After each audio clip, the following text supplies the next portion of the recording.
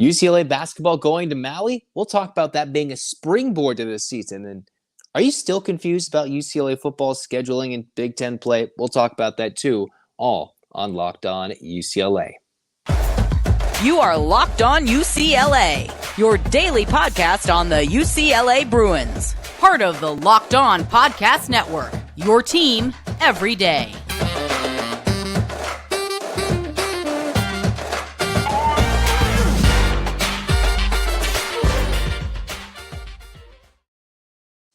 Welcome, everybody, to the Locked On UCLA podcast. I'm your host, Zach Anderson-Yoxsimer. Thanks for tuning into this episode. Thanks for making your first listen each and every day. It's free wherever you get your podcast, and it's available on YouTube. So like, comment, and subscribe wherever you listen/watch. And become an everyday listener. The Locked On UCLA podcast, good content just about every day, about 3 times a week during the off season in the summer.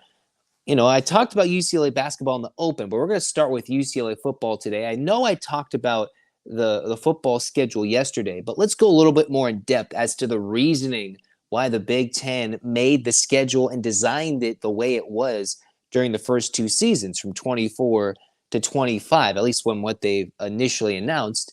And I was reading an ESPN article which described it as many different applications and different publications would, the Flex Protect Plus. And this isn't the newest phone or the newest app or whatever add-on it could be. It's the Flex Protect Plus, a high-tech, innovative definition to simply say the Big Ten went through every different school and decided, hey, which rivalries do we want to keep? Which teams do we want to play in the first couple of years? How do we limit the travel for both UCLA and SC, protect our Big Ten big-time football schools, and protect important rivalries to the regional areas, which beyond UCLA and SC are very important to the states of Michigan, right? Michigan, Ohio State, Michigan State, and even those other Midwestern schools that they tried to really balance. And almost every team in the Big Ten has some sort of trophy and award for winning a rivalry game. But in this new day and age, they had to scrap that because they all wanted the money, the big bucks, the big TV deal just to bring in UCLA and SC.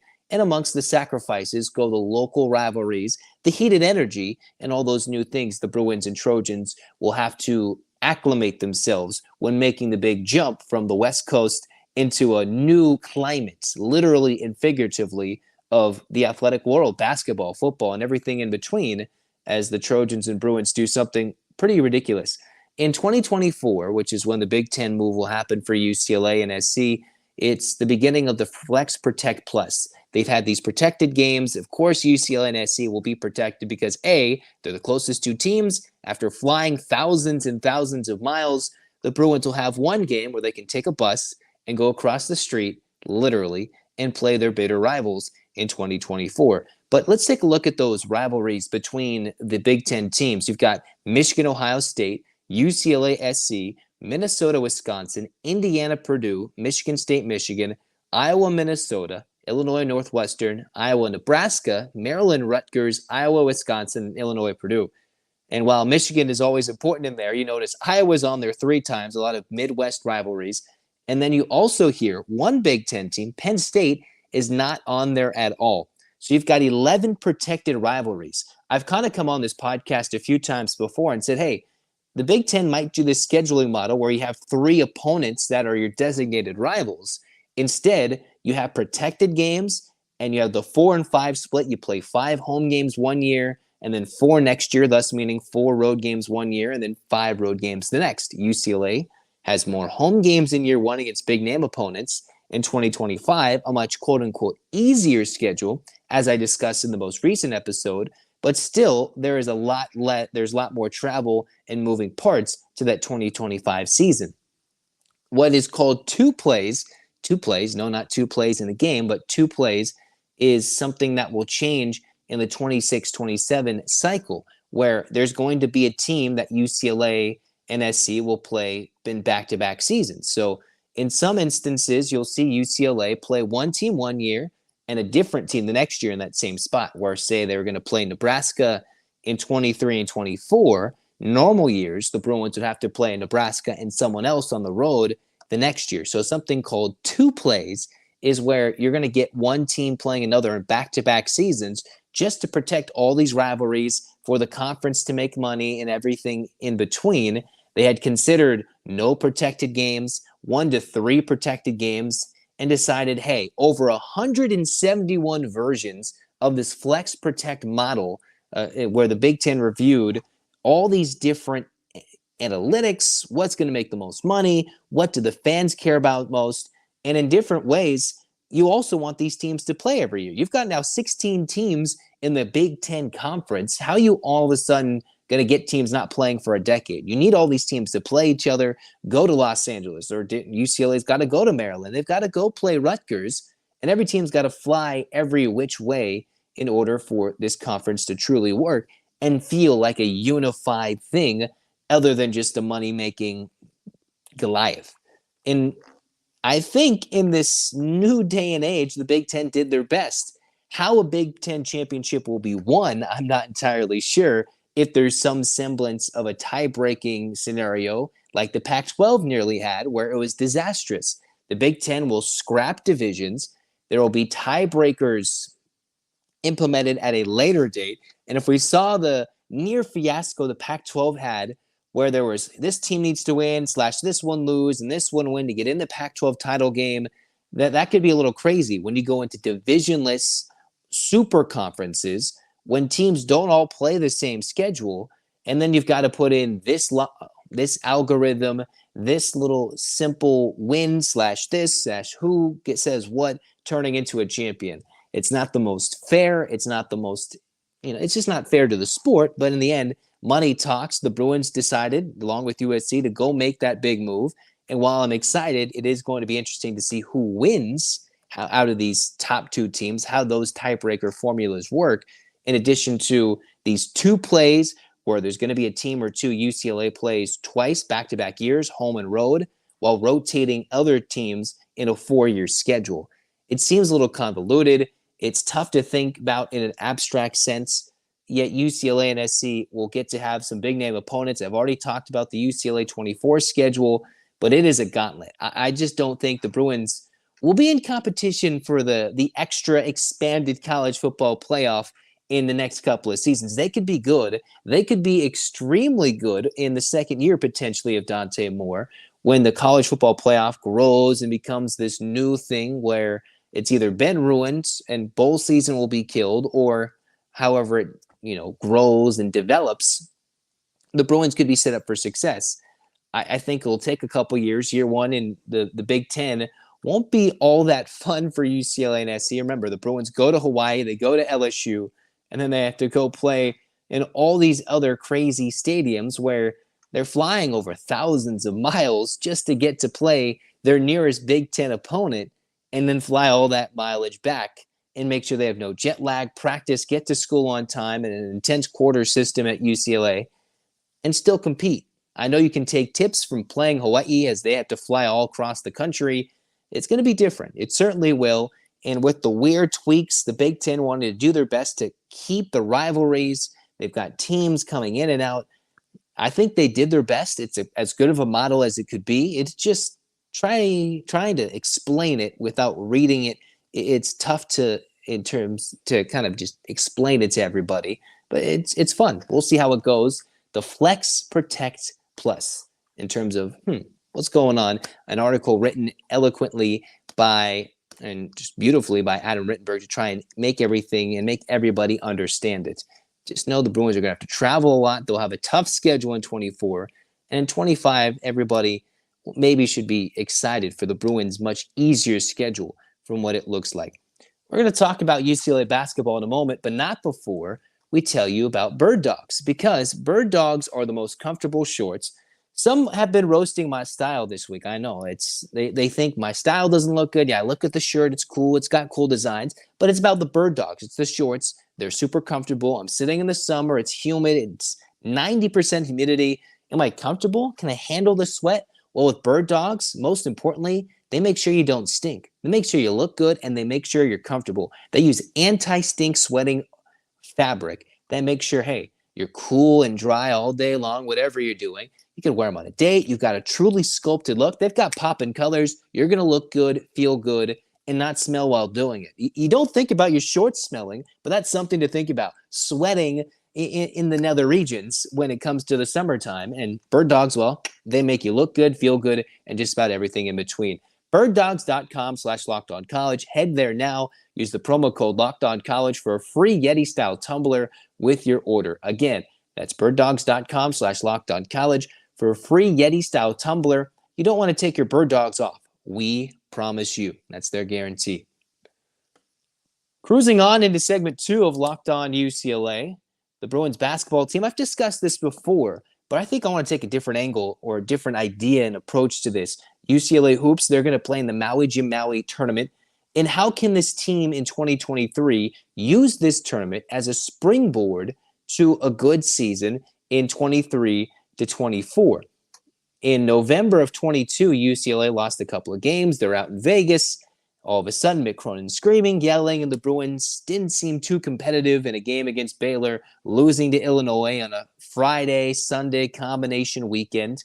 And then all of a sudden, the Bruins rattled off wins, got to the top 10, smacking Maryland at their place, beating Kentucky in Madison Square, racing through the beginning of Pac-12 play. All of a sudden, UCLA became a top 10 team and arguably one of the shortlist teams to contend for a national championship.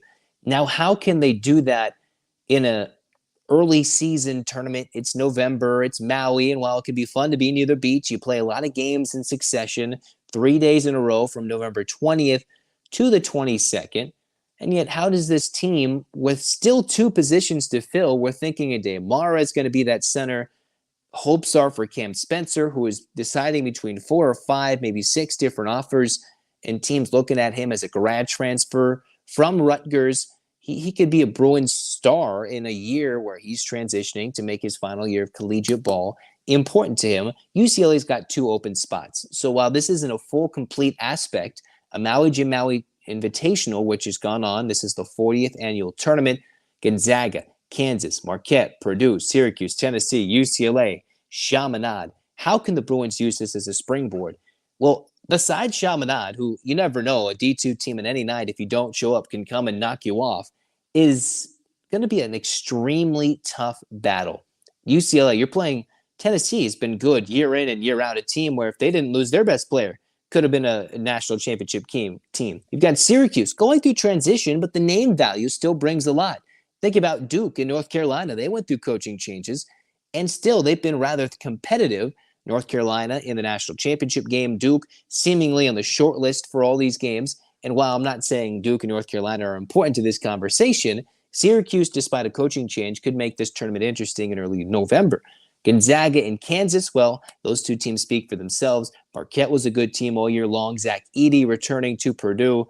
It's a very stacked tournament, arguably, as some might hype it up to be, and I might concur, this could be one of the most blue blood-like tournaments in the Maui Invitational, one of the best combined name brand schools, even with Chaminade in there, as an 8-team field from the 20th to the 22nd of November. And that's coming up. That's in just about 5.5 months. All of a sudden, holiday season, feast weeks creeping upon us, football season, college basketball season, the overlapping part of the fall and winter sports comes together. And that's when all our sports-loving fans gets crazy and loves to just sit on the couch and watch sports from, if you're on the West Coast, 9 a.m. all the way until the clock hits midnight. This is a part of the year where UCLA, I think they might even go 1-2 or 0-3 in this tournament, depending on how the other teams gel and how UCLA turns this roster over these last 2 spots. So from here until the next 2 spots have been filled, still a bit of a question mark. Yet UCLA can find themselves, until the bracket is released, circling those dates. I know you're going to circle a date whenever they play the SC game, they play Arizona, and everything in between. UCLA has themselves an important weekend. Again, they used that November weekend last year to make that an important switch in their season and became one of the most dominant defensive teams in the country. While they don't have the best defensive player in the country, they don't have a senior leader who was on the short list, it seemed like all year, the watch list for the Wooden Award, Naismith Player of the Year Award in Jaime Jaquez Jr. This team will be different, but this is a learning weekend to circle. We should watch. We'll be discouraged, I think, after this weekend. I'd be shocked if they win this tournament. Maybe differently in terms of from what I thought earlier when I was thinking Clark might come back. this team could look very different after this weekend. Might be a little shorthanded, might be a weekend where they don't look too good. But what Mick Cronin has taught us, it's not how they play in November, it's how they play in March. We're waiting for Mara news, even though it might be a little tough for him to get over with him transitioning from his pro team contract into college ball. Looking to see what Cam Spencer decides to do, as the Bruins need to fill a guard spot with the departing Jalen Clark staying in the NBA draft, looking to have his career continue in the professional ranks.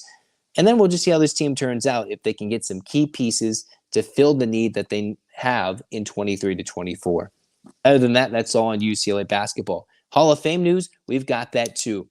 Cruising on into segment 3 of Locked On UCLA, we've got some updates. I didn't really touch on this previously, but UCLA's Hall of Fame class in 2023 has been announced, in kind of like an 8-7 person class, which will read quickly from softball all the way to men's volleyball, various sports, all legends in UCLA. So let's go through this quickly. They're honored in the halftime part of the game versus UCLA and Washington State on October 7th. Last year was interesting because I did have a cousin who did join the show, Ed Kazarian, the legendary towel waver, who was a part of that Hall of Fame class in 2022. Now in 2023, here's who the Hall of Famers are. You've got Kevin Craig from 1969 to 72, led the Bruins to 3 NCAA championships in 69, 71, and 72 in men's volleyball. And he was the four-time All-American in any sport, a 4-time All-American in any sport, regardless of what it is. He is an absolute baller. Was playing in the Masters World Championship, second place beyond his UCLA days, and was a coach, goalkeeper, staying involved in the sport for a very long time. But Kevin Craig gets to be in the UCLA Hall of Fame. Got Carrie Forsyth, who was a student athlete, 1990 to 1993, was a walk-on and was competing and earned a scholarship by her second year. And then from 99 to 2023, 24 years, she spanned the time as the UCLA head coach for women's golf. So Carrie Forsyth is a 6-time Pac-12 Coach of the Year winner, 4-time Regional Coach of the Year award winner, 9 regional championships, 5 Pac-12 titles, and 74 tournament victories. 2 NCAA championships back in 2004 and 2011 for a long-time Bruin playing and in her coaching career. You've got Heidi Moneymaker. Yeah, that's quite the name. Heidi Moneymaker coming in 97 to 2000, 2 national championships from 97 and in 2000, when she also won 2 individual titles. She is one of those 8 UCLA Hall of Famers. You've got Kelly Rulon, the women's water polo player, who from 03 to 07, 4 NCAA championships, 2 NCAA and MVP awards in the tournament, and twice was the National Player of the Year award winner and the 2007 Catino Award winner. 70 goals in 3 separate seasons, 3rd on UCLA single-season scoring record, played in the Olympics a couple of times, winning gold and bronze, and is also a part of the USA Water Polo Hall of Fame. That, Kelly Rulon, is an absolute baller. Randy Swartz, UCLA player, the first ever All-American for UCLA baseball in 63 to 64, was a second-team All-America honoree in 63, with a first-time honoree in 1964. He's in the top 10 for single-season batting average, 386 single-season walks with 50, and led his team with batting average, hits, doubles, home runs, RBIs, runs scored, and total bases in 1 year, and did something just as great in 1964. He was a football player in 62, played in 2 seasons for the Kansas City Athletics in Major League Baseball. He was quite a star for the Bruins for 2 seasons. You've got Eric Sullivan from 92 to 95, 2 national championships for UCLA men's volleyball, 93-95, 31-3 as a senior in 1995, a freshman All-America honoree, all-tournament team in 94, a co-captain in 2000 for the U.S. Olympic team, playing in 2000 and 2004, and eventually went and continued his career and has coached the U.S. junior national team, was a team leader for a team that won the bronze medal out in Rio. So he is an all-time star. Heck, even UCLA men's volleyball winning the national championship this year. So Eric Sullivan has to be proud for that. Deanne Burns-Jacobs, Deanne Burns, when she was a UCLA Bruin in the mid-90s from 94 to 97, had a career mark of a 1.49 ERA, 591 strikeouts, had 96 career wins, which set a career record, surpassed the great Lisa Fernandez in all-time career wins, and that was a then school record. Ranks third all-time with 98 complete games, fourth in innings pitched, sixth in wins, and in appearances. She was a part of 4 no-hitters she threw herself and had 6 combined no-hitters. It was an absolute star. Appeared in the Women's College World Series every season that she pitched. So Deanne Burns-Jacobs from 94 to 97. Last but not least, we cannot forget Lynn Shackelford from 1966 to 1969. Was a starter on 3 separate UCLA championship teams. I talked to my father, and he said, how has Lynn Shackelford not been in the UCLA Hall of Fame? And I'm like, I don't know. Sometimes you just got a waiting list, especially UCLA men's basketball. That list is long, and you're like, wait a minute, that's a star when he played in Westwood. He's finally made it as a 3-time champion, was a Final Four all-tournament team member in 1968. He averaged 9 points per game, 5 rebounds per game, went 88-2, a part of the Bruins, and he was a part of the 1966 UCLA freshman team with Lou Alcindor, Lucius Harris, that beat the Bruins varsity squad as a freshman team back when freshmen couldn't play college basketball. He then eventually played pro when he was selected by San Diego in the 7th round of the 1969 NBA draft, played 1 year in the ABA, and eventually became a broadcaster. So Lynn Shackelford, who was a UCLA player, finally getting in the Hall of Fame, averaged 20 points per game, I believe, in his freshman year, was a star in his own right, eventually getting honored now here in 2023. That is your 8-person class for the UCLA Athletic Hall of Fame. Deanne Burns-Jacobs, Kevin Craig, Carrie Forsythe, Heidi Moneymaker, Kelly Rulon, Randy Swartz, Lynn Shackelford, and Eric Sullivan, all those equally deserving from volleyball, basketball, baseball, water polo, gymnastics, golf, coaching, and softball, all different ways they've impacted the lives of Bruin players, their teammates, been a big impact on the community. So we thank them for becoming Bruins legends. October 7th, they get honored and sworn in for their athletic, even academic, and sometimes coaching achievements as an overall Bruin to get into the Hall of Fame for UCLA Athletics. October 7th against Washington State. Make sure to clap your hands, get excited for them as they are a part of a legendary class in Westwood. That's all we got for Locked On UCLA today. We've got more content coming up. Stay tuned for that here in June. Anything that breaks football-wise, basketball-wise, we will be on top of that as well. This has been Locked On UCLA. I'm Zach Anderson-Yoxsimer signing off. Become an everyday listener of the Locked On UCLA podcast. As per always, get those hands up, Bruins fans. 8 clap time, baby. And 1, 2, 3, 4, 5, 6, 7, 8. UCLA. UCLA fight, fight, fight. This has been Locked On UCLA. Go Bruins.